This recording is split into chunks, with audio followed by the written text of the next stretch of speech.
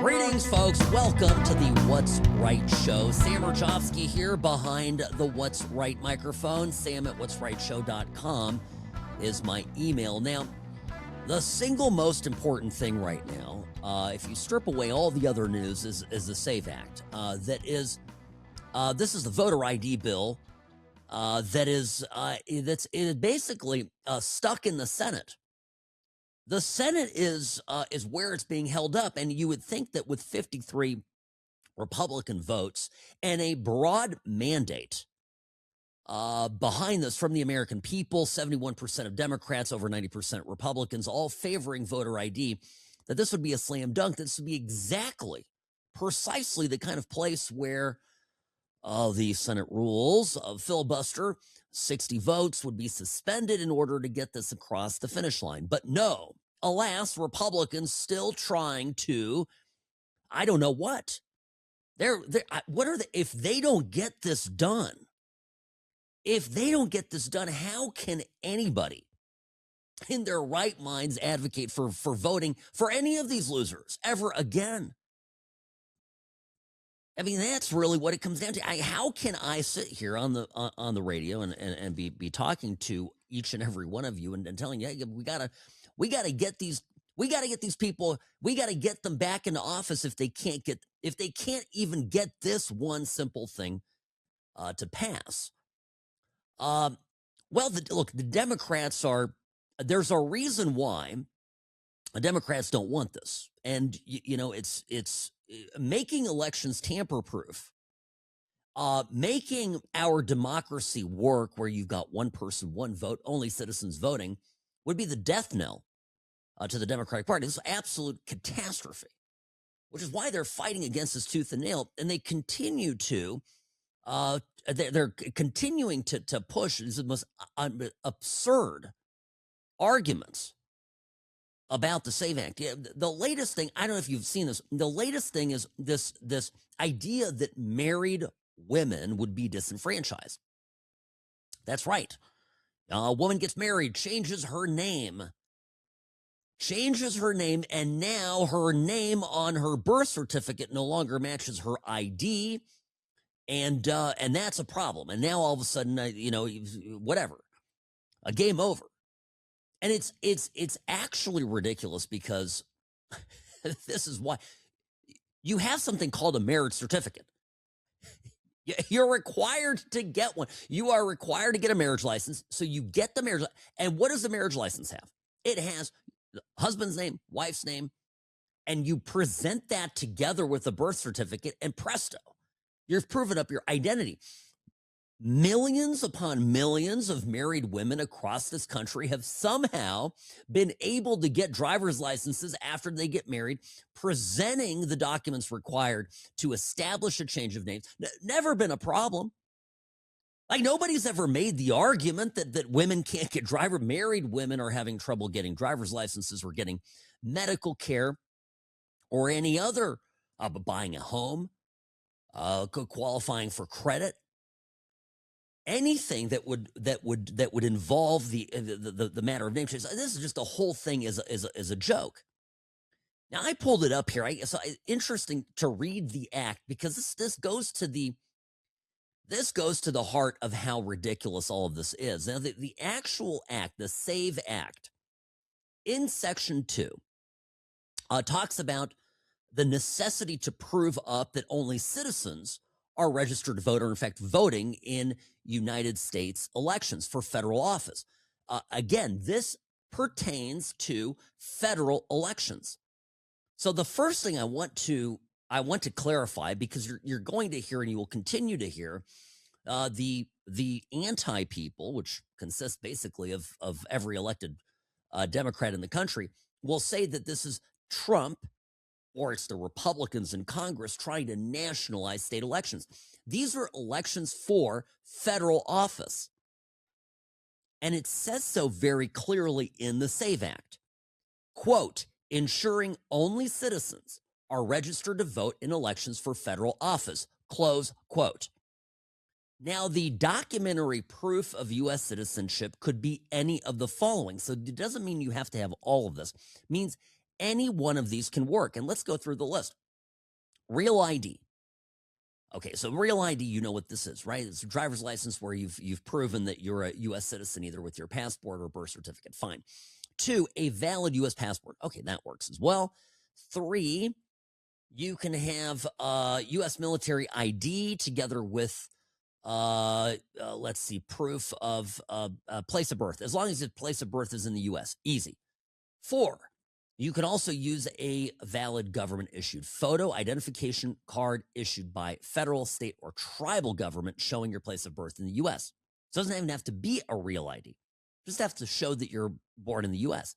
And then it goes through all the valid government issued IDs, what different things are, and then talking about getting a certified birth certificate, an extract from your hospital record of birth, adoption decree, consular reports for people who've been born abroad. There's an exhaustive list of things that you can do to prove up your citizenship, and none of it's complicated. Most people actually have something like this already. The only reason they're fighting this tooth and nail is because I'm telling you, folks, there's a lot of fraud out there. And when you look at the ballots and you get back the story of the SAVE Act, by the way, the push to get the SAVE Act across the finish line actually is coinciding with more and more developments and stories where the 2020 election's under the microscope, where people are looking at the data. And there was, I think Trump reposted this yesterday. There was, another statistician, a guy who understands elections, but does the mathematical side of it, going how the now infamous spike of Biden votes that went up vertically in one reporting, where basically every single ballot that was dropped in that particular moment was a Biden ballot. And talking about how in populous counties in Georgia, this particular graphic, of course, is famous from Georgia. In particular counties in Georgia, it is impossible. It is numerically and statistically impossible that every single ballot, and to the tunes of tens of thousands of ballots, that they each and every one of them, without exception, would be marked for Biden.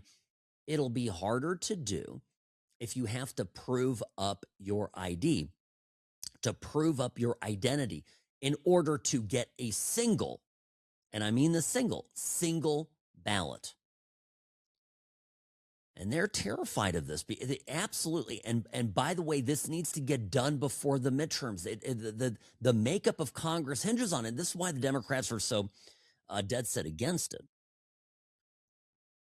But the folks, of course, yes. So here's, by the way, Elizabeth Warren. Cameras caught up with her outside of the Capitol. Elizabeth Warren.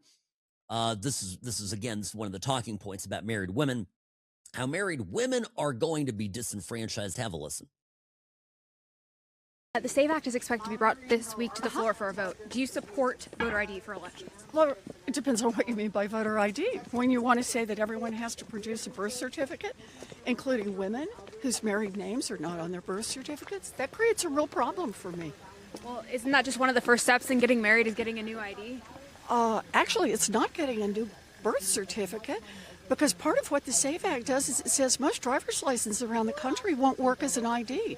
And that creates a terrible problem. But you need an ID to do just about anything in America. Shouldn't you need one to vote in elections? You don't need a birth certificate. I hope you know that. Thank you. I know Elizabeth Warren. It's easy, folks, to sit here and say these people are all stupid. They're not all stupid, right? This Elizabeth Warren isn't. We may disagree with her profoundly. I know I do, but she's not an unintelligent woman. This is absurd. Many of you listening are married women, okay? My wife got married. Her last name a lot shorter than mine. It was kind of a regrettable thing for her in the moment when she had to add, I don't know what it was, 7 letters to and her, right, her last name went from very short, very, very American to this big, long Czech last name. Okay. And so but it was a straightforward process. You show up with your marriage certificate and your birth certificate. I'm even getting the kids anything the kids need every time. Sherry has to produce those two documents side by side, and presto, it magically gets things done. So this idea, of course, your birth certificate, you don't go back in time and say you were born with your husband's name, but you have the accompanying document. And to claim that this is some sort of insurmountable hurdle is absurd. It's laughable. And when smart people begin making completely laughable arguments, you typically understand there's something behind it that they do not want to admit, right? And we have to remember that here they are swearing up and down that this is disenfranchising voters. And remember, these are the same people that swore a lot of other things, including, things about the Russia collusion scandal, things about Trump generally, things about, let's say, we'll call it January 6th, right? All that. They lie with such ease. It's unreal. Quick break. Sam Mirejovsky here behind the What's Right microphone. Folks, we've got an action-packed show today. Hang tight. Stay tuned. I'll be back. I'm the best. Personal injury law has been the same for a long time. The best. Big egos, greed, and sleazy schemes. We've had enough. Welcome to Sam and Ash, the new standard for personal injury law, where things are done the right way, because you deserve a team that delivers real support and results. When you have both, your whole world can change. Sam and Ash Injury Law, because you deserve what's right. There was an accident here in Las Vegas, absolutely insane. This was a drunk driver, lost control and slammed into a parked highway patrol car. I mean, this is how bad things are. Literally, the guy he's so drunk he hits a parked cop car. Now, the officer was injured, taken from the scene to by ambulance to the hospital, and the driver was arrested. And I just bring this up because there are some really awful things that happen on the road. I pray it doesn't happen to you. But if by chance of circumstances beyond your control, something like this happens, don't try solving it on your own. Don't talk to the insurance company. Don't get all, you're a competent person, but don't get suckered in by the adjuster and by the insurance company. Hire a lawyer today. Sam and Ash Injury Law, 800-304-2000. That's the number to call. Quick 15, 20-minute call. Get all the information. Explain the process. Documents. We send it by email. It's that easy. samandashlaw.com. 800-304-2000. No money up front. No recovery, no fee. It's all upside. Again, samandashlaw.com, because you deserve what's right. Okay, Speaker of the House, Mike Johnson here gave a press conference fighting for the SAVE Act.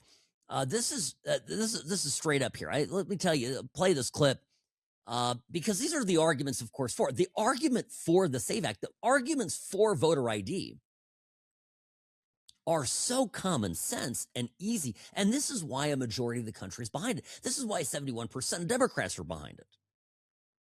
Sam Mirejovsky here behind the What's Right microphone. Friends, this has to get done. Plain and simple. Mike Johnson earlier today. Americans need an ID to drive, to open a bank account, to buy cold medicine, to file government assistance. As is noted by the leader, you even need an ID to attend events of most Democrat politicians and even the Democrat National Convention. So why would voting be any different than that? They can't answer that question. And so they come up with all these crazy excuses of why they can't support it. They've attempted so many arguments to oppose the passage of this simple legislation. Exactly. This is my favorite part is actually the Democrats, if they had their way. This is the irony of it. They love control. Right? The Democrats are the party of statism. The Democrats are the party that under Joe Biden tried, okay, to put in literally the thought police. Remember Nina Jankowicz? I can't stop talking about her. She was the insufferable woman that Biden appointed to position, I think, disinformation czar, but it was straight out of George Orwell. I mean, it was complete. It was thought police. And one of the things that these globalist thought police people and clamping down on social media people want to do, and they have this in countries around the world, is they want you to prove up your identity online, and they don't want anonymity online because they want to be able to track you. So the irony is, right, in these statist governments, you're required to have ID. You're required to prove your identity before you put a post on the internet. So when it comes to controlling you, they have no problem, and I mean this, no problem with you having to, on your own dime, prove up your identity. But when it comes to them stealing elections, they want to keep that as loosey-goosey as possible. This is actually a conflict for leftists here in America, because they want both. And I think somewhere in the Democratic Party, they're probably struggling, trying to figure out, how do we get both? How do we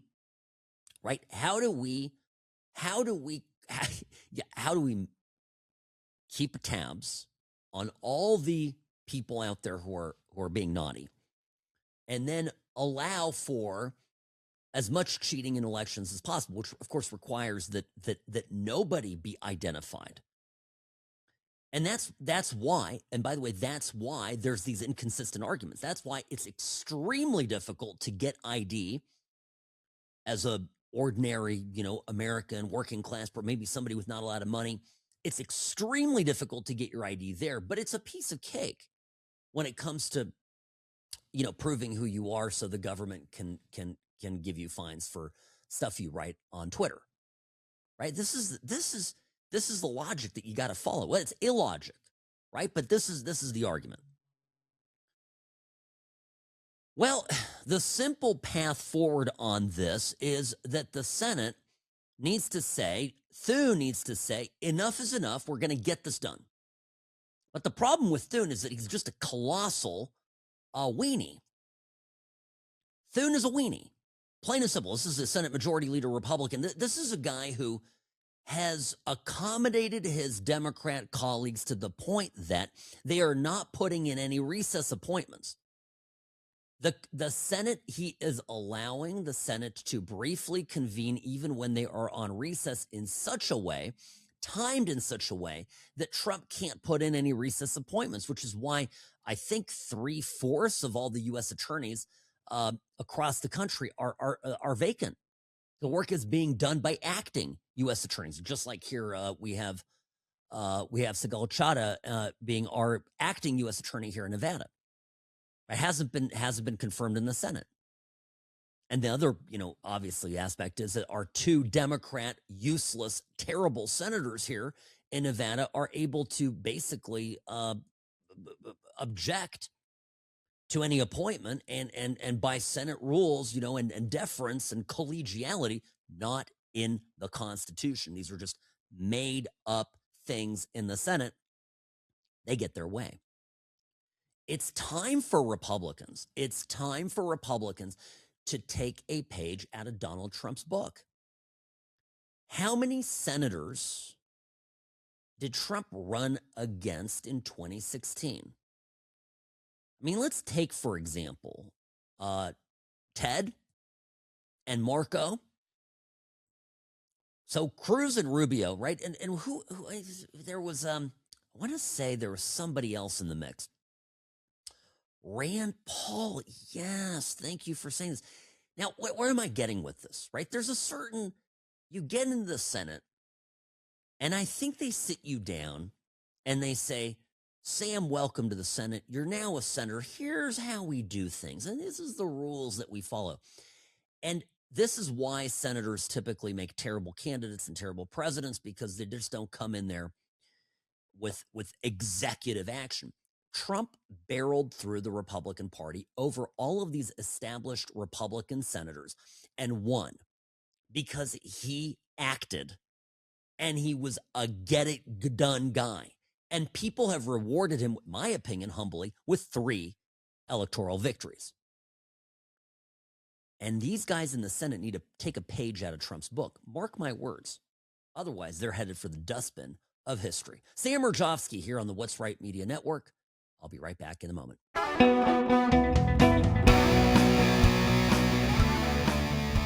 Well, folks, these are interesting numbers, right? At last count, members of Congress, both in the House and Senate, are leaving their jobs, have announced retirements at a historically high rate. These numbers, I'll go through them in a second. By Sam Mirejovsky here behind the What's Right microphone, Sam at what'srightshow.com. As a reminder, the show on Monday moves to the 6 p.m. hour. We're going to have just 1 hour. And of course, the podcast of the show comes out the morning of. So you can listen to the program, a fresh show in the morning, anytime during the day.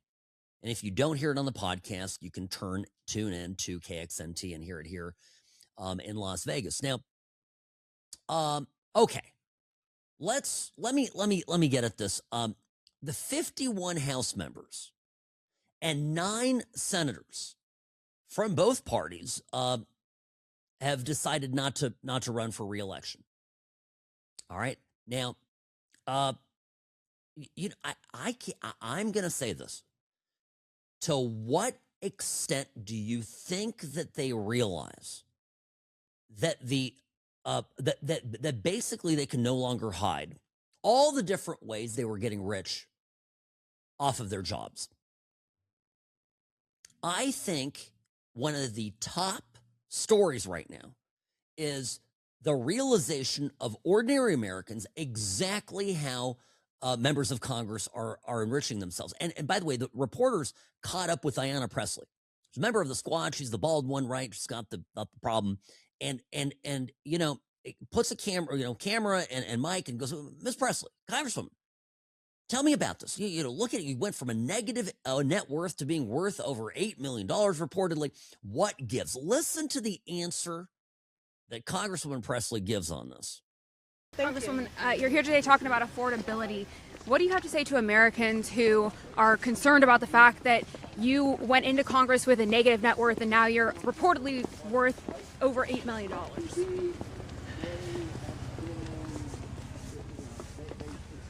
No comment?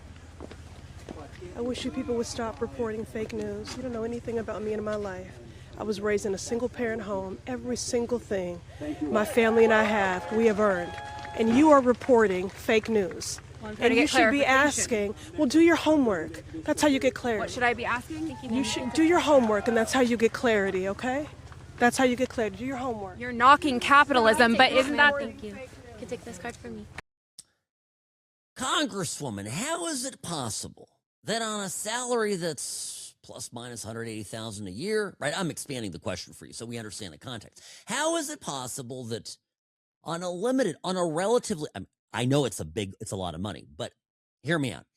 On a relatively limited salary, explain to me, Congresswoman, how it's possible that you went from being, upside down financially to suddenly being worth over $8 million.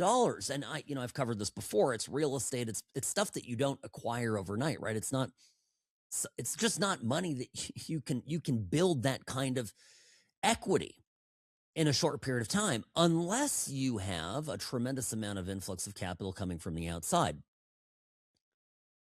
And what's the answer? What is her answer?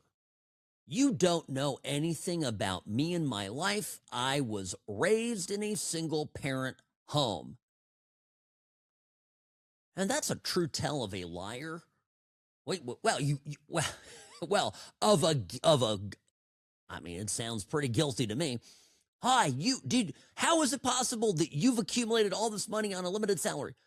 You don't know anything about me. I was raised in a single parent home. The minute you get the sob story, the minute you get the explanation, particularly when it's from a Democrat where all of that context they believe absolves them of wrongdoing, they believe that, you know, people are victims of their circumstances. So the minute they pull out the victim card to explain the circumstances, they're not refuting the story. I'm not saying she is, but she just sounds guilty as, as all heck. Yeah, where's Robbie? What's that? Uh-huh. Oh, yes. Sam, did you rob that bank? I came from 2 immigrant parents who fled communism.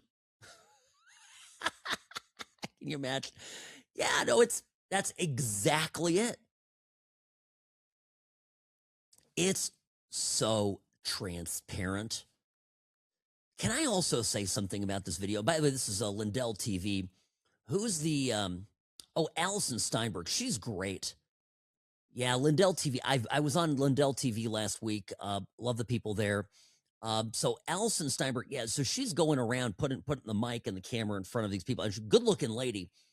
And she's got this kind of really nice, elegant fur coat, and she just looks unassuming. And then she puts the microphone out there and, ambushes these libs. She actually is the one who caught up to Elizabeth Warren in the clip I played at the in the first segment. So, my point here is, it's to me, I'm looking at this video, and if you're listening to it, you don't see what's going on. There's been 2 videos so far, 2 clips that I've played here of Ayanna Pressley, basically each time getting confronted by a reporter about this mysterious surge in her net worth. Now, I've been to DC many times. I have friends in Congress. I know a little bit about stuff behind the scenes. So allow me to tell you something about this clip that stands out to me, because it stood out to me in the last one. And I mentioned this on Twitter this morning. If you don't follow me at What's Right Sam, you will have already known all about this if you do follow me. But bear with me. She is, in both clips, she is getting into a chauffeur-driven SUV. Both of them looks like a big Cadillac Escalade. I don't know that she owns it or that it is, it is a hired car. In either event, it's very, very expensive to have a driver. This is not an Uber, right? This is not an Uber. It's a guy that's waiting there for her. And it's very expensive. If you've got a guy waiting out there with the car, you're paying a couple $100 an hour, okay? And my point is that the honest congressmen that I know, a couple of them sleep in their offices because they have so little money. They, on their salary, can afford their mortgage payment back home and wherever they live. They didn't do the kooky stuff with declaring a residence second home that isn't a second home, primary. They didn't play those games with the mortgage company. They have one mortgage. They pay that. And they literally can't afford rent on a 1-bedroom apartment. Some of them decide to go and bunk with 2 or 3 members of Congress, and they basically live like they're in a dorm. Why? Because it's very expensive to be in Congress, okay? Hear me out. Your office, you don't get an SUV as a perk. Like, AOC has they were giving AOC, I'm actually going to use AOC here to throw shade at Ayanna Pressley. AOC has a Tesla and drives herself, okay? Tim Burchett has like a truck that he drives himself in, okay? Like these guys, they drive themselves. Some of these members of Congress don't even have a car in DC, and they walk to the Capitol, okay? Or they'll Uber, or some even will take transit. I know this. I've seen it. I'm blown away. I'm like, you're a member of Congress and you drive that POS car? And I'm like, yeah, well, Sam, a job doesn't pay very much. By the time I do all my travel and I do my meal, everything, all of it adds up. So this is a very long-winded explanation of how I'm telling you that while she is sitting there denying having done anything wrong, the evidence of her thieving and of the bribes that she's getting is literally right there in front of the camera. A $200,000+ SUV waiting on her as if she's the queen bee. She's just a member of Congress. It's not the freaking president. She's not the Speaker of the House. You know, you get a car at certain government positions, and you get the accoutrement, the fanfare, but no, you're a regular member of Congress. You're just walking down the street like an ordinary schmo. And that's, by the way, how I think the founders intended it. It's a House of Representatives. So representatives of who? Us, the people. They're supposed to be driving around in chauffeured luxury SUVs. Well, if they've earned it, fine, I don't care. But if they've gotten the money via basically bribes, now I'll explain real quick for those if you haven't heard this. There's a formula that's being used across Congress. I'm convinced it's Republicans too in it.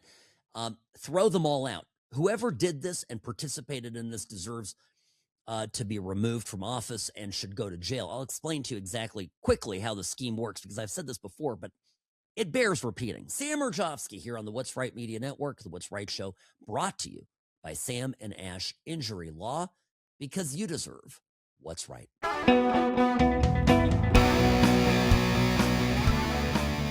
Hi, welcome back. Sam Mirejovsky here. Yes. Very quickly, I just want to cover this. Because people are out there. I saw this tweet by Frank Luntz this morning. Luntz, the Republican pollster, not a Trump guy, very smart guy, Republican. Some ways he's come around on Trump, but nonetheless, he's saying, "Oh, this is 51 members of the House of Representatives." Hold on, let me get the numbers again. I want to be accurate about this. 51. That's right. Thanks, right. 51 House of Representatives, 9 senators, all retiring. And my snide, and I admit it, folks, it's snide. My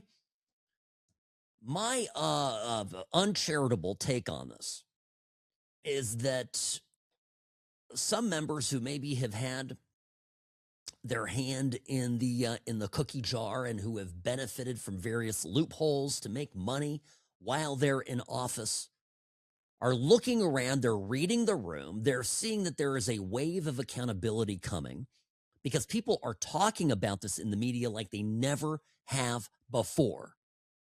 Okay? And they're saying to themselves, at the best case scenario, the gravy train is over. Worst case scenario, if I'm still in office, I stick out like a sore thumb, and I'm going to draw the attention of investigators of the FBI, public corruption units, etc. And I'm going to end up like Bob Menendez. So because I'll tell you something about Menendez. Had Menendez just quit, I'm convinced of this, folks. Bob Menendez from New Jersey, Gold Bar Bob Menendez, the guy that got away with got off on a public corruption charge once, and then thought he was going to beat it again. He was just full of hubris, right? And when the cops went to his house, they found cash stuffed in clothing in the closet, gold bars he couldn't explain. It was all from businessmen who were seeking to do business with the United States that were bribing him, right, for his votes. Now, that was amateur hour compared to how I'm convinced, right? I'm going to make this as an allegation that someone like Ilhan Omar has collected money. There's a reason why Ilhan Omar and her husband went from $0 to $30+ million. And the way that they do this, and again, this is an allegation, right? This is not this conclusory fact, but the way that they do this, and I'm not even saying this is Ilhan Omar, but let's just suppose for a minute that you are an elected official and you only get your $180,000 a year and you can't drive around in a chauffeur-driven Cadillac Escalade 24/7. Hell no, you can't do that. So what do? You want a little extra coin, a little extra, walking around town money. You want to live large. After all, you are a big, swinging, congressman, male or female. Although I would not be surprised if Ayanna Pressley had a swinging something down there below. Anyway, so you're this congressman, right? You want to live large. The budget doesn't pencil. And there's all of these people who want you to vote their way and do their bidding, and they will do anything. I mean, they come up to you and they say, Congressman, Sam, I've seen this actually happen, so I'm telling you, Sam, Congressman, boy, we just really, whatever we can do for you. And then, when you're a newer congressman, so you get taken, under your wing by a mentor, somebody who's been in the swamp for 25 years, and that person tells you, well, listen, here's what you do.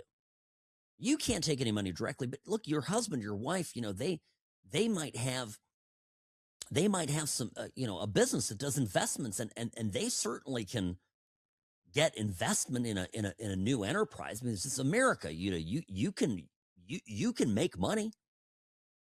And all of a sudden, the people who cannot give you a gold bar, can't give you cash, can't transfer money into your account, are sending you investments in a startup company, say, for example, a winery. Which is perplexing because, Ilhan Omar is a Muslim, and I thought she was, always berating us about what an authentic Muslim she is, and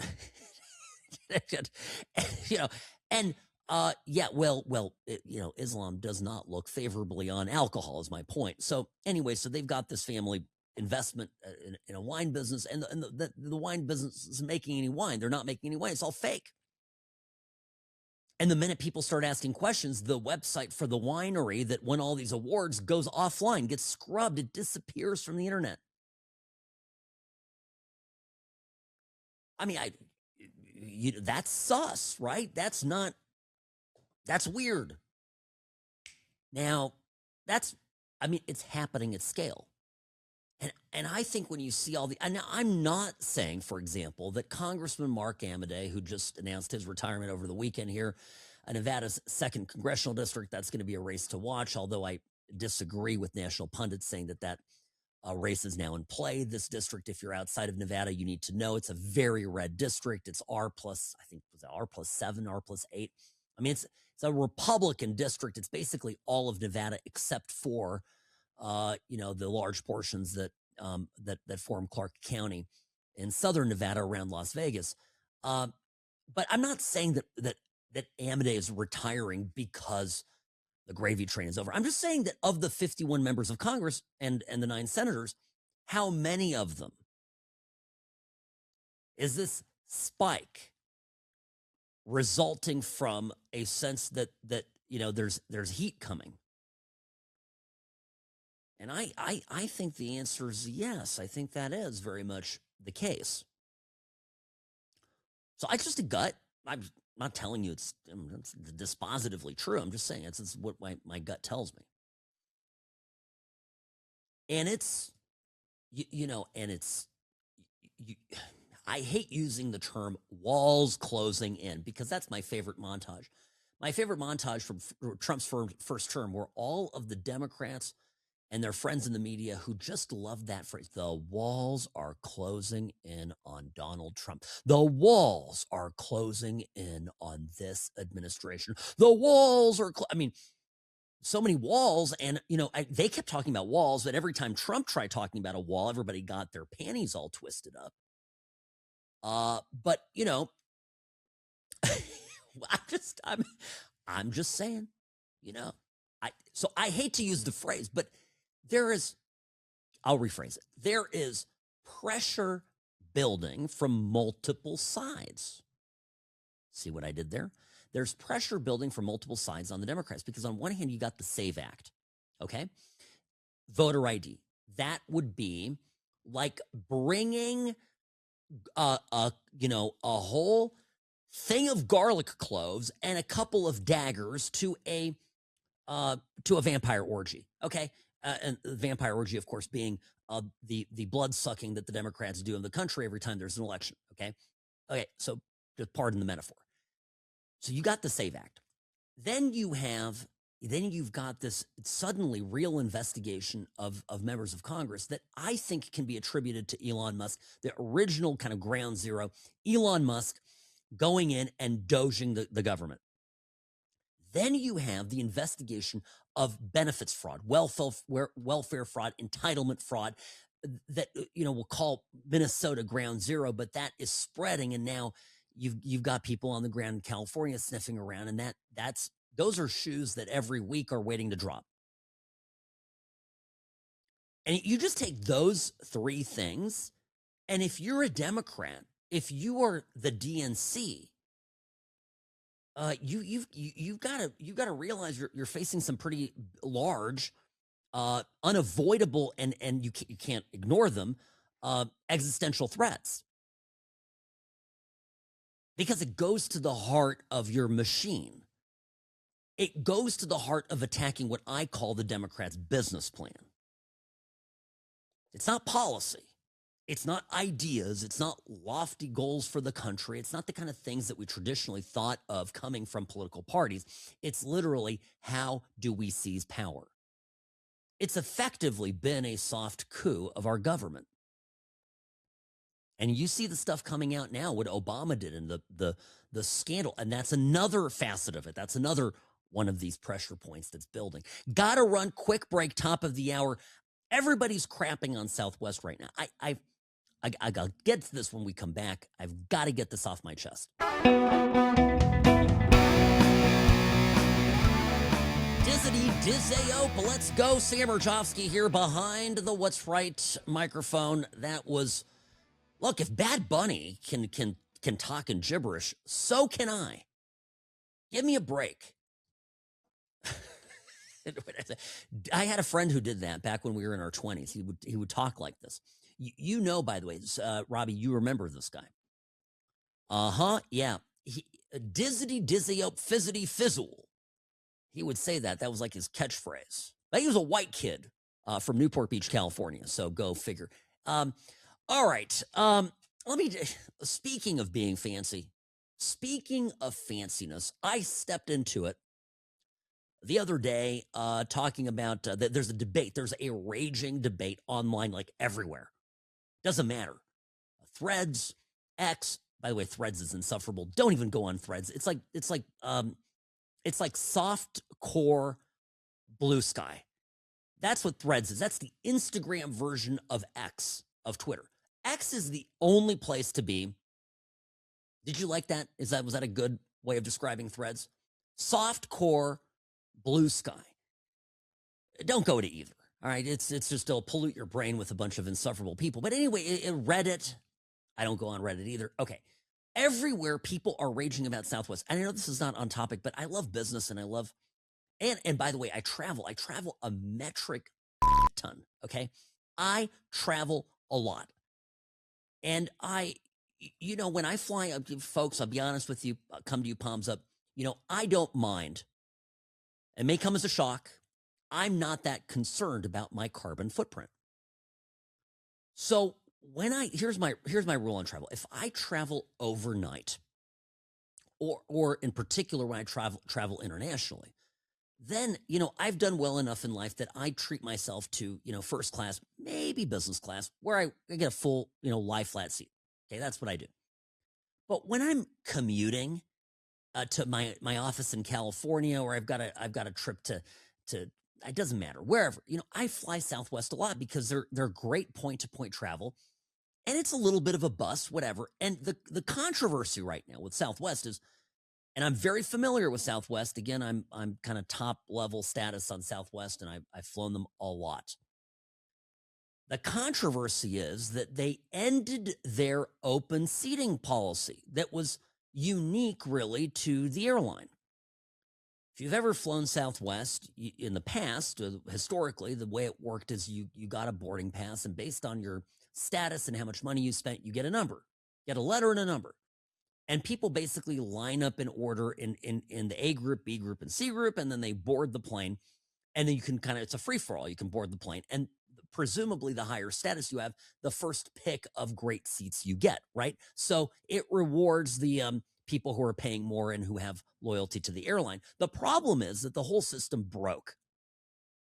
And it didn't break because of Southwest, although I'm convinced that there's some things that they could have done to mitigate against this. The whole system broke is because they let all of these literally fake, faking cripplepotamuses.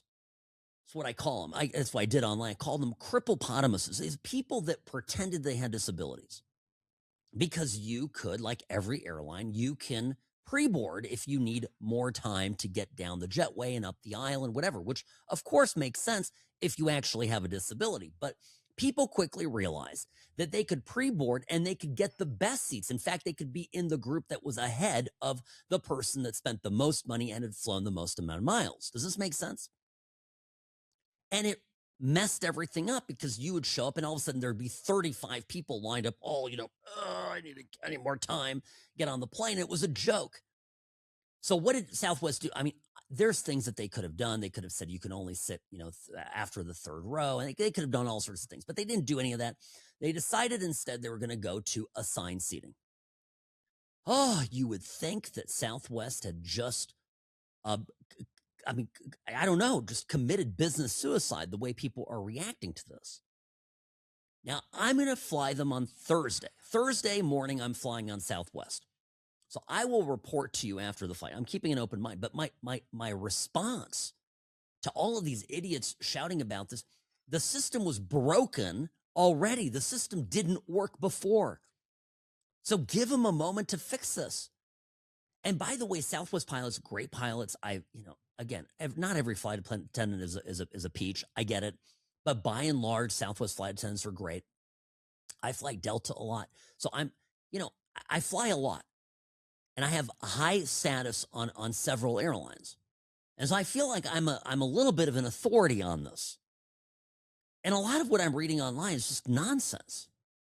And nobody wants to acknowledge the crippled elephant in the room, which is with all these, and I hate to be a jerk here, but mostly obese, fake cripple people, which is why I call them cripplepotamuses, all lining up to board the plane. And then miraculously, right, they're all hobbling down the jetway, getting on the plane. We fly up in the air, you land, you go where you're going. Ding, the light comes on, seatbelt, and they all spring out of their seats.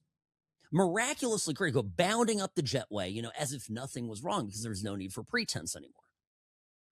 And this really irritated me, if you can't tell, because what low of low are you if you're faking a disability just to get a better seat on an airplane? But Robbie, we had a conversation about this, that there's a problem what we have in America. It's not, I'm not prepared to say it's become, endemic, but there are a lot more people today who have zero compunction about cheating the system. And there have been reports and some studies done about this, the numbers on this, and I have to dig in my stack of stuff. See, I wasn't prepared to talk about this, but it's a fact. The number of people that are, for example, returning stuff. Oh, yeah, you're sending it to me, Robbie. Yeah, this is the Business Insider piece. Thank you. This is why we keep producer Robbie around. This was in December of last year, so just a month and a half ago. And the title of the piece is "The United States of Fraud. From shoplifting to gamifying returns, America's consumers are turning into cheaters." And one common example of this is people, if they can throw in an extra item in the self-checkout line, they will. Now, I could not live with myself if I walked out with a $2 item that I didn't pay for. I'm incapable of that. And actually, I hate the self-checkout line because it's obnoxious, and I don't want to even do the work, and I'm anti the self-checkout, period. But that's one example, right, of the fraud. But there are other, there are other scams, right? And it's returning stuff. There people report that they didn't buy something on their credit card when they in fact did. I mean, this is what the article says. This is just a thing that people do. And the best part about this is that, and this is a quote from the article here, and this is the Business Insider piece about the United States of fraud.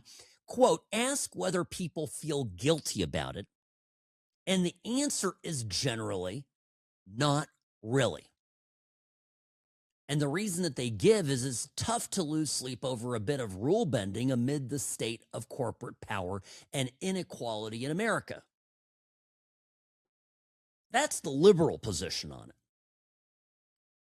What's my thought? Well, my thought is, I think, yes, I think, of course, people who are liberal view it as, it's their right to take a bite out of the apple because they think everybody else is cheating. And that anybody who's made money, any Fortune 500 company is engaged in fraud. Because you know what? Elizabeth Warren, with a completely straight face, the same way that she claimed that a married woman basically won't be able to vote because she birth certificate won't match her ID. Okay, with a perfectly straight face, goes on TV day in and day out to tell you that American, companies and corporate America is stealing from you and isn't paying their fair share in taxes, blah, blah, blah, right? And so people listen to this, the liberals that buy this stuff up. Oh, yeah, corporate. And they go, well, it doesn't matter if I steal from corporate America. And they've got it coming. So that explains, the libs. And I'm not sitting here saying that Republicans don't steal either, and I'll explain it a little differently. Seems that everybody is allowed to steal in America, right? Seems that they legalize theft, and I have to pay more money per item from Target because they have so much breakage, right? They've got so much, literally, they've got a whole giant write-off line item every year about money that they lose because people come in and shoplift. So, I mean, okay, like there's no punishment for the crime. Is it really a crime? I mean, it's simple and straightforward. If you don't punish bad behavior, well, let's begin. If you don't punish criminal behavior, you're going to get more criminal behavior. And then downstream of that, you're also just going to get immoral behavior. Which is back to my argument about Southwest and all the cripplepotamuses who were all lining up and saying, I'm disabled. Then they sat down in their seats and I listened to them, because I was typically, it's inside base. I was A1. Usually 95% of flights, I'm A1. That's how much I fly. And I'd buy the biz ticket, right? So I would be sitting there and I would know because I would be the first normal person boarding. Watch me get in trouble for saying that, Robbie. I'd be the first normal person boarding. And so everybody that was on the plane before me was either like a pilot who was deadheading or it was one of these people that was pre-boarding. And I'd listen to them talk, and so many times it's like, oh yeah, I was skiing, we were up here skiing. I'm like, oh, you can ski, but you can't board the airplane with the rest of us? Get the F out of here. All right, got a break. Quick break. Sam Mirejovsky here behind the What's Right microphone. I hope I pissed off everybody in that segment. The Salmon Ash team, they wanted me to have the best care. They had my interests at heart. I have an enormous amount of gratitude. I cannot say enough thank you.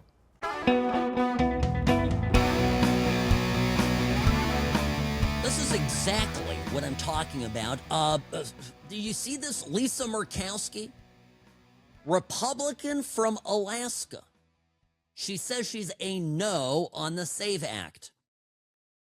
Once again, I do not support these efforts. Ensuring public trust in our elections is at the core of our democracy, but federal overreach is not how we achieve this. Wow, with Republicans like these, who needs Democrats? Sam Mirejovsky here behind the What's Right microphone. Greetings, friends. Welcome to the program so you can see the uphill battle that we have. 53 votes in the Senate. We've already got one prominent rhino Republican saying that she's out. It's disgusting. Get rid of her. Like in Alaska, of all places, it's beyond me. Sam at what'srightshow.com is my email. The explanation for it, in her case, she just hates Trump, hates anything, and would love nothing more than for the existing system that benefits Democrats and shady Republicans to continue. That's the long and the short of it. Okay, and by the way, this is where the whole debate on ICE is, too. You have to explain the squishes. So I'll start here because today in the House, Eric Swalwell, they had Todd Lyons, who's the acting ICE director. Eric Swalwell did this whole long, I'm going to play it here. He has this whole long soliloquy, basically. I've cut it down to the pertinent part. But he's setting up acting ICE director Todd Lyons for a gotcha moment. And it really fails. It just fails spectacularly. Listen, this is the question, and of course the answer was fantastic from the acting ICE director. But since you've been on this job, women have been dragged by their hair through our streets. A 6-year-old child battling stage 4 cancer has been deported, and it turns out he was a U.S. citizen. People are running through the fields where they work. People who've gone to the streets as allies have been shot and publicly executed. It's a decision to stay on at this point. And considering your honorable service in the past and the dishonorable acts that those who have worked for you have conducted, and the disgraceful statements that the leadership above you have said, you now have a decision. Will you stand with the kids who you're supposed to protect, or will you side with the killers bringing terror to our streets? Mr. Lyons, will you resign from ICE? No, sir, I won't. Why not? Because, sir, that child that you're showing right there, the men and women of ICE took care of him when his father abandoned him and ran from law enforcement. Time has expired. Oh, the myths, right? I mean, I didn't even think that was the most egregious thing that he said. Look, people who've gone to the streets as allies have been shot and publicly executed, right? Now, you can debate, and I'm willing to do it, and I've been very circumspect about the death of Alex Preddy. Because this is not I have my opinions and my strong opinions, and you might think I'm a partisan, but I'm able to look at things dispassionately, and I do care about facts. And I'm not going to, with all the available evidence that we have as of today, the Alex Preddy shooting is not a straightforward deal, right? We don't know did he have the gun, whatever, but there is not enough that I see there to charge officers with murder or even manslaughter. Because there's enough fog of war going on. And anyway, so to call that an intentional homicide, to call it murder, to call it an extrajudicial killing, which is what an execution is, I mean, this is just phenomenally reckless. But again, these are the same people who are running around saying that married women won't be able to vote if the SAVE Act passes. It's wild stuff. Now, going back to the subject of squishes, of course, Eric Swalwell of what was her name? Chitty Fang, the Chinese spy that was stupping Congressman Swalwell. To his great delight, he thought he was bagging this hottie. She was, of course, deeply compromised Chinese espionage, honey trap material. But anyway,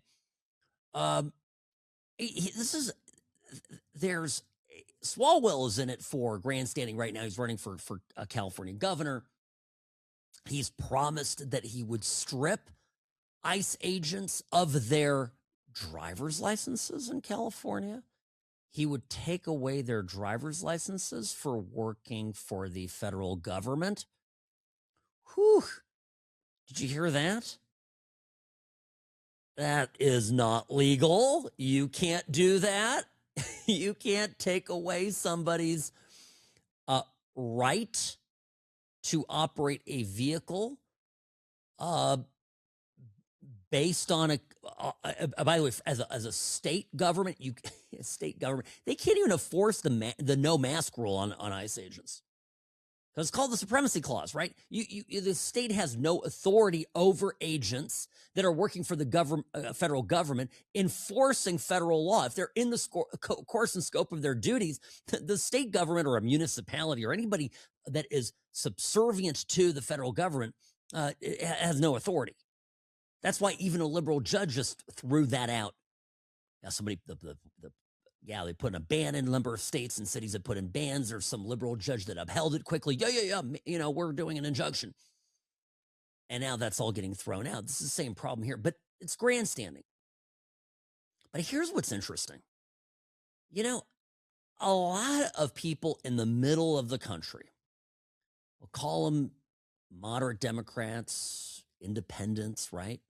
People who don't want to declare where they're at. They don't want to ruffle any feathers. I'm convinced they love what ICE is achieving. They just don't want to see or hear or be told of how it's being done. And Kentucky, which is perplexing, Kentucky has a Democratic governor, Andy Beshear, and he got into this. Well, I'm gonna have to. This is I'm going to play this after we got to take a break, but this is a great example. I think this sums up the attitude of a lot of the country when it comes to ICE enforcement. And it bodes well, by the way, for Trump and for Republicans. I'll explain when we come back. Sam Mirejovsky here on the What's Right Media Network. The What's Right show is brought to you by Sam and Ash Injury Law, because you deserve what's right.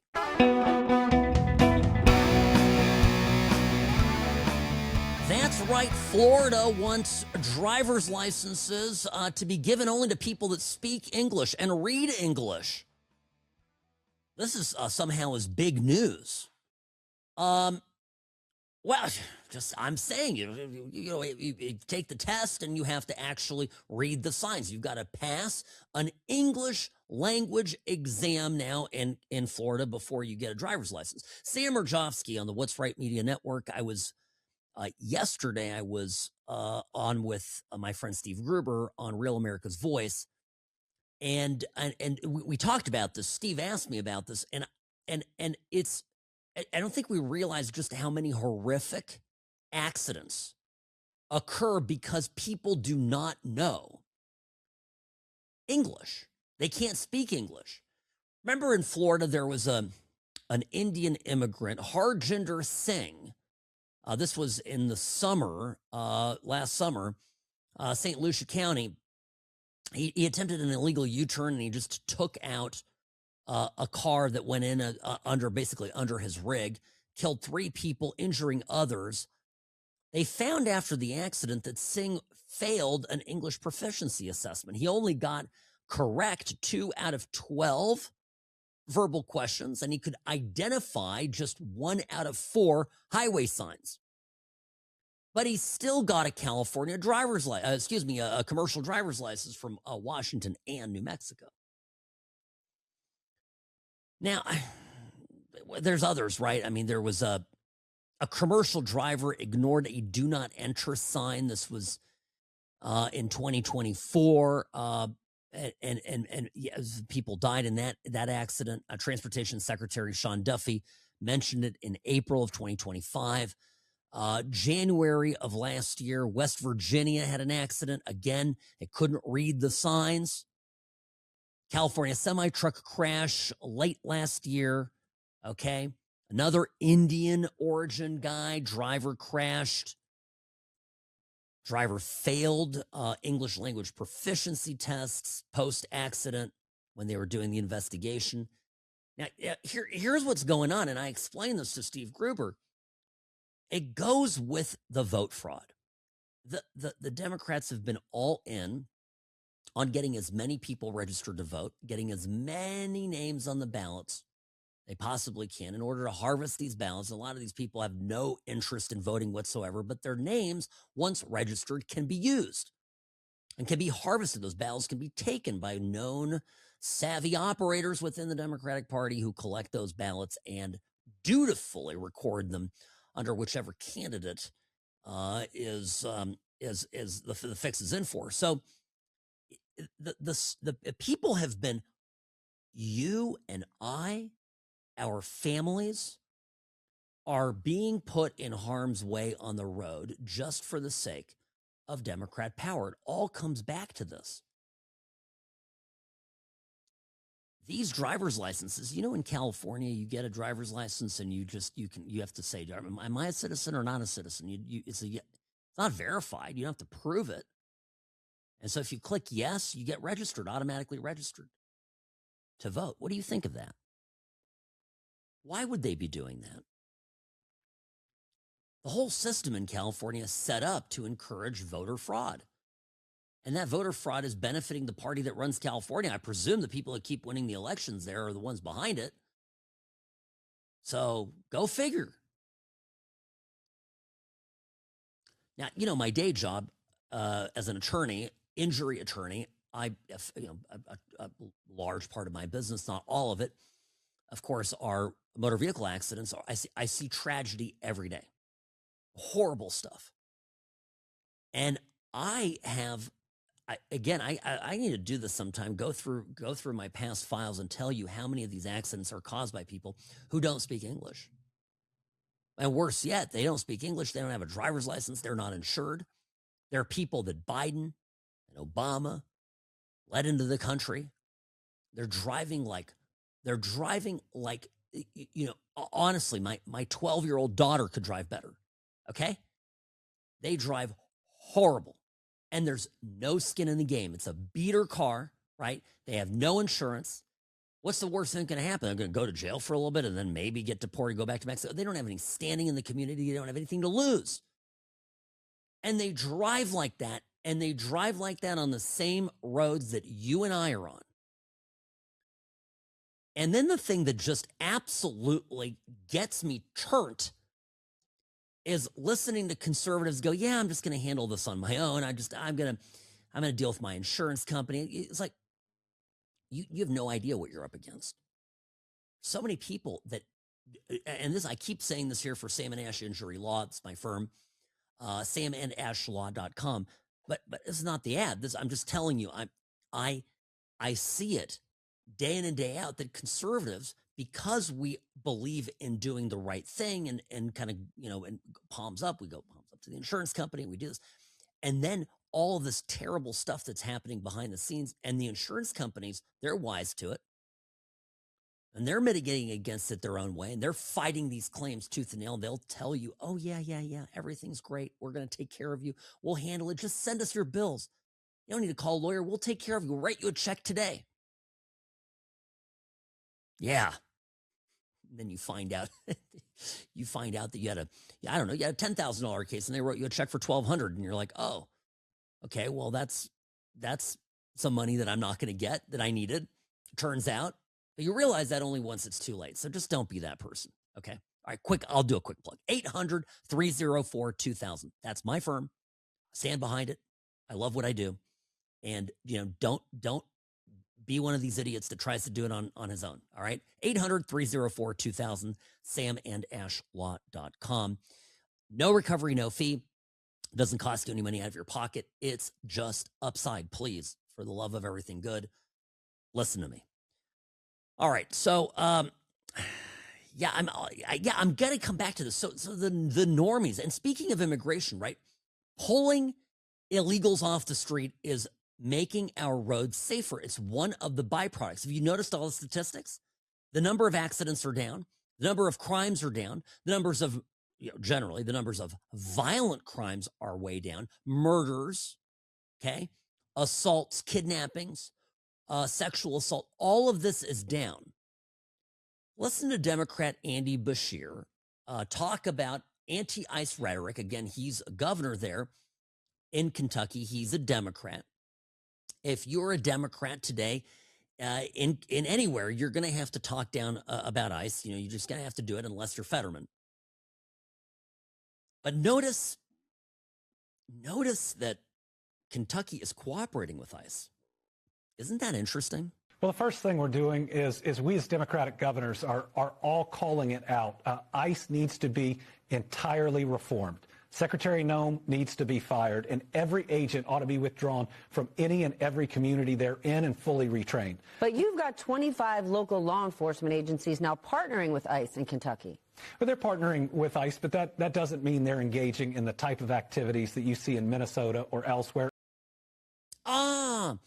ICE is bad, needs to be reformed from the bottom up, top down, left, right, just the whole thing. They're all bad apples.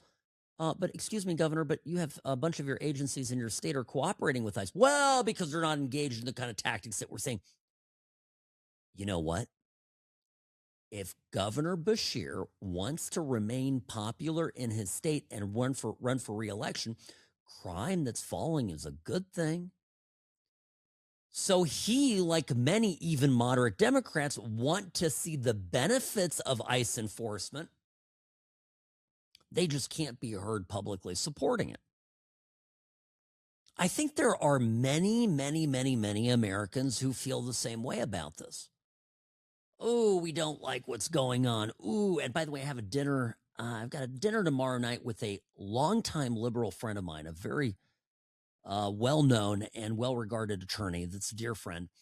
And he really was activated by Trump in 2016, voted for Trump in 2016, and then voted for Biden in 2020, and then so disgusted by what he saw with Biden and voted for Trump even more enthusiastically than 2016. Now, I bring this up because these are the kind of people that fascinate me, right? The people that are willing to jump sides. But he is, I'm talking like he went to UCLA undergrad in the 60s. So this is like an old school Democrat guy. Oh, and as a fun fact, he knows Adam Schiff really well. Like I've got stories, right? This is great. It's great. I can't mention names. I can't mention the names, but I will come back to the next show. When after that Friday, I'll mention it. But the reason I'm saying this is because I love talking to people and getting a sense from it. One of the first things I'm going to ask him is, what do you think of the ICE enforcement? And I predict, this is my theory, I predict he's like, they're getting a little heavy-handed. Meaning they don't, right? He just won't like we got to get rid of these people, saying we got to get them out of the country, just the way that they're doing it. And it proves the point that the Democrats' agitation against ICE is effective.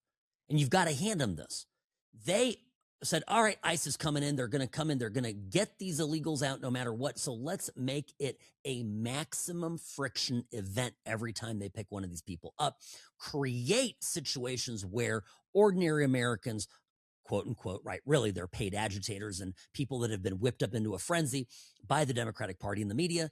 But we're going to get these agitators out there, and there's going to be these flashpoints, and we're going to have Preddy, and we're going to have, Renee Good, and we're going to have all these martyrs start lining up, people that have been murdered in cold, blood by ICE, and it will begin to wiggle America's resolve in the mission. Because we Americans have become weak, so weak. The flabby middle of this country is just that. Neither here nor there, stand for something, forget it. We want it all perfect, in the most perfect, achieved in the most perfect way possible. All sunshine, all happiness, rainbows, unicorns, Care Bears, just fantasy land. I think this is part of the concern I have for America, right? The scamming and the everything has to be easy, and our grandparents shaking their heads right now. Sam Mirejovsky behind the What's Right microphone. Don't go anywhere. More of the What's Right show up next.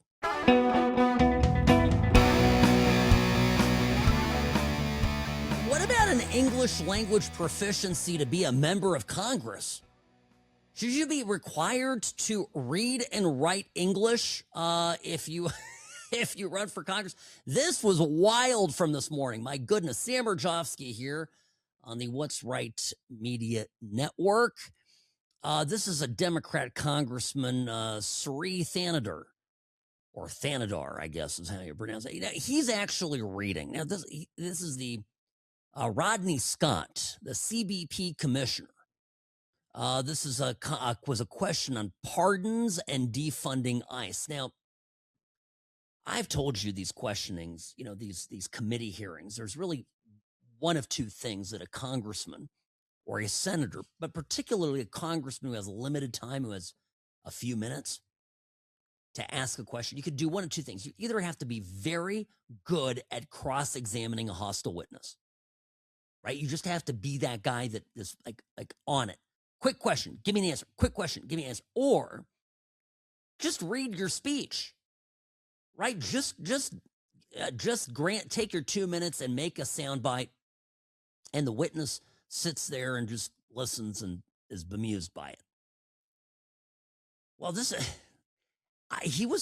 looked to me that he was kind of struggling to read this. This is something an aide prepared for him, for the congressman. The congressman is, I think, from India. He looks like he has the worst, and I mean the worst rug. Like, it's this wig. Is it a wig? I don't know if it's a wig, but I would think it's a wig. It's terrible. Am I making fun of his appearance? Yes, I'm making fun of his appearance.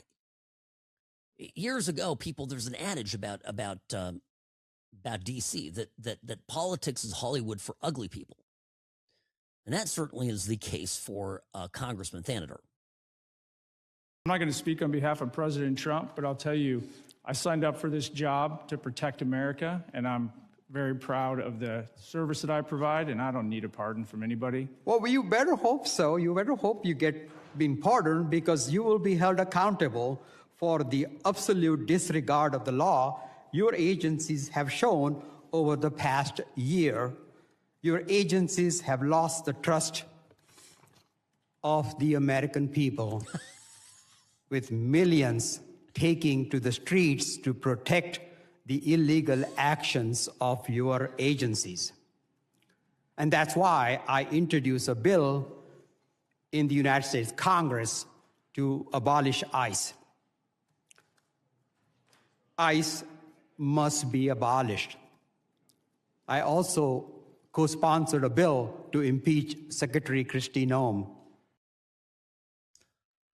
Look, I don't want to be the guy that makes fun of somebody whose English is a second language because, okay, it's tough learning a second language, and most Americans don't speak a second language, so I'm not going to be that guy.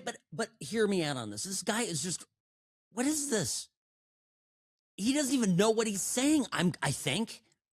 This is the guy, by the way, who introduced articles of impeachment against Trump, and even members of his own party were like, stop, don't do this. We don't even have, we're not in the majority. We can't, grandstanding, performance artist level nonsense this is. But yeah, no, I mean, I'm letting you know, I'm just putting it out there that this is the kind of stuff that, that's out there. Yeah, no response right to the question. Well, you better believe, and then on to reading in a labored way a prepared script put together by the Democratic Party. And actually, it kind of works because they're all reading from a script anyway. And this is one very important takeaway here. The Democratic Party currently is all reading from one giant script. Ask a question about the SAVE Act, and they rattle off Jim Crow, disenfranchisement, married women, and they've got these talking points that they just, it's like Woody from Toy Story. You pull a little string in the back. Howdy, partner. And it doesn't matter if the guy doesn't speak English very well. It's perfect. You just, as a Democrat, you don't have to think for yourself. As a Democrat, you don't have to come up with your own thoughts. Hell, as a Democrat, you don't really have to have a mastery of the English language. You have to be a particularly good orator, I want to be clear about what I said. Orator or speaker as you once had to be in order to be a politician. You just be a trained SEAL and clap on command and rattle off these catechisms, these prepared scripts. That I think is that's my takeaway here. But I've heard this guy speak before. I've heard him answer questions before. He does not have a great grasp of English, and it boggles the mind how he was able to get elected. But it proves that the Democrats will elect anybody with a pulse as long as it's a Democrat. So that's another part of the story. I did not get into all of the Epstein stuff. Robbie, I may tackle it tomorrow. I think my high level take, what's my high level take as of right now? Well, it's fascinating, all the stuff that's coming out, right? And there are people, obviously, who have not been indicted, who have not been criminally charged, who have been known to the FBI under Obama, okay, for 8 years, that didn't get charged. And then the FBI that was still operated by all the Obama people in Trump's term still didn't push it forward, and then was known to Biden for 4 years. There are people that did things to underage girls. Some of them very underaged. That seems to be a theme. And But the other part that just came out, and of course now the media doesn't want to talk about it, which is that the latest batch of unsealed documents show that Trump actually called the Palm Beach police chief and ratted him out in 2016. Not ratted, but he basically said, that he was doing things that were illegal. And he called out Ghislaine Maxwell as evil and called her Epstein's operative. Trump was doing that back in 2016. And so my takeaway is you got all these prominent Democrats like Bill Gates and Reid Hoffman, darlings of the Democratic Party, who were a decade and change later in 2016, right? Well, a decade later, Trump did this, sent this email or had this phone call in 2006. And a decade later, Reid Hoffman's hanging out with Epstein and advising him on the media storm that he's facing. People are going to the island. I don't know. I don't know if there's some grand strategy by Trump behind this to let it all just sort of seep out and drag it out. But so far, the damage is being inflicted on Democrats. That's what I see. Sam Mirejovsky, What's Right Media Network. I'll be back tomorrow. Hang tight, folks. See you then.